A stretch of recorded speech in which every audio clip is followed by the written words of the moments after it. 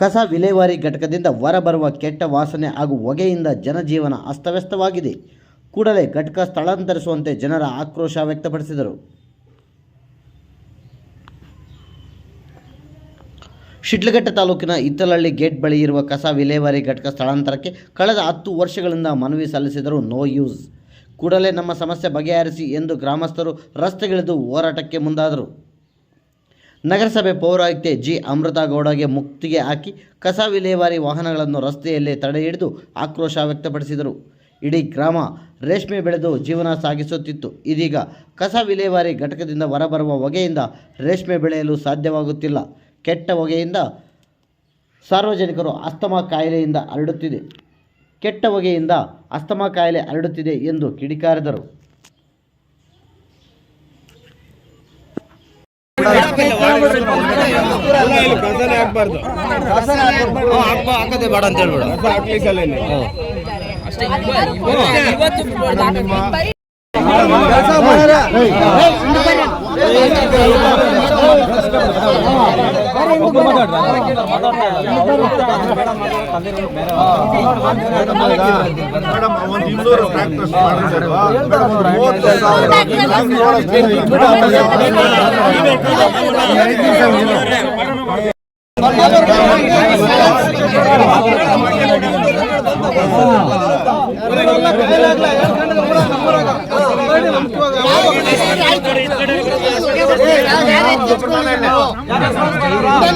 Phone ಮಾಡೋಷ್ಟೊತ್ತಿಗೆ 4 fire engine ಬಂದಿದೆ, ನೀರು ಬಂದಿದೆ, ಅಷ್ಟೇ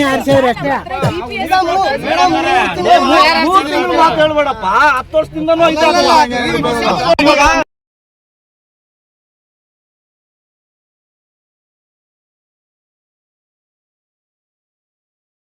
10 acres ಲ್ಯಾಂಡ್ ಡಿಸಿ ಸರ್ ಕಳಿಸಿದೆ ಲೆಟರ್. ನಾಳೆನ ಮಾಡ್ಕೊಡಿ ಅಂತ ಹೇಳ್ತಾರೆ. 10 ಎಕರೆ ಡಿಸೆಂಬರ್ ಇಂದ ಈ ತರ ಇರೋ ದೂರಲ್ಲಿ ಸಂಜೆ ಆದ್ರೆ ಈ ತರ ಇರುತ್ತೆ. ನೀವು ಬಂದು ಒಂದಿನ ವಾಸ ಮಾಡಿದ್ರೆ ಊರಲ್ಲಿ ಗೊತ್ತಾಗುತ್ತೆ. ತುಂಬಾ ಸ್ಮೆಲ್.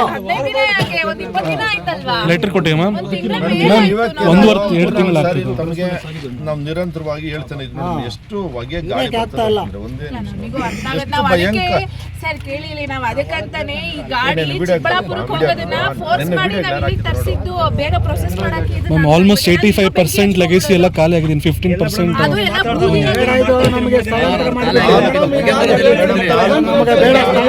ಹೊಗೆನೇ ಇರಲ್ಲ. ಈಗ ಹಾಕೋದ್ರನ್ನ ಅಲ್ಲಿ ಹಾಕ್ತೇವೆ, ನೀರು ಸ್ವಲ್ಪ ಇರ್ರಿ. ಆಮೇಲೆ ಇಲ್ಲಿಂದ ಆಚೆ ಹಸಿ ಕಸನ ಪೇಪರ್ ಡೈಫರ್ಕೇಟ್ ಮಾಡ್ತೀರಿ ಅಂತ ಹೇಳ್ತೀರಿ. ಇಲ್ಲಿ ನೀವು ತಂದರೆ ಡೈಫರ್ಕೇಟ್ ಮಾಡೋವಾಗ ಆ ಪೇಪರ್ ಎಲ್ಲ ಬರ್ನ್ ಆಗ್ತದೆ, ಬೆಂಕಿ ಅಂಟ್ಕೊಳ್ತದೆ. ಹೇಳಿ ಹೇಳಿ ಹೇಳಿ. ಅದು ಇದು ಮೆಷಿನ್ ಇರುತ್ತೆ, ಎಲ್ಲ ಪ್ಯಾಕ್ ಮಾಡಿ ಆವಾಗ ಅದನ್ನ ಡಿಸ್ಪೋಸ್ ಮಾಡ್ಬಿಡ್ತೀವಿ ನಾವು.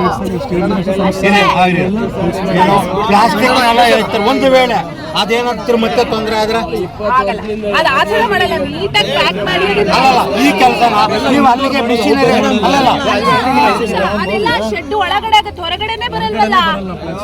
ನೋಡಿ ಮೇಡಮ್, ಶೆಡ್ ಒಳಗಡೆ ಮೇಡಮ್ ಇಲ್ಲಿ ನೋಡಿ ಮೇಡಮ್, ಪ್ಲಾಸ್ಟಿಕ್ ಬರುತ್ತೆ. ಮೇಡಮ್ ಇಲ್ಲಿ ನೋಡಿ ಮೇಡಮ್, 3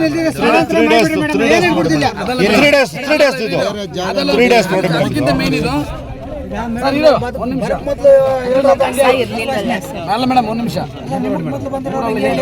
ಅರ್ಥ ಆಗತ್ತೆ ಇವ್ರೆ. ಇಲ್ಲಿ ಇನ್ನು ಹಸಿ ಕಸ ಜಾಗ ಕೊಟ್ರೆ ನಾವಿಲ್ಲಿ ಹಾಕಲ್ಲ. ಓಪನ್ ಮಾಡಿ ಇದ್ರೆ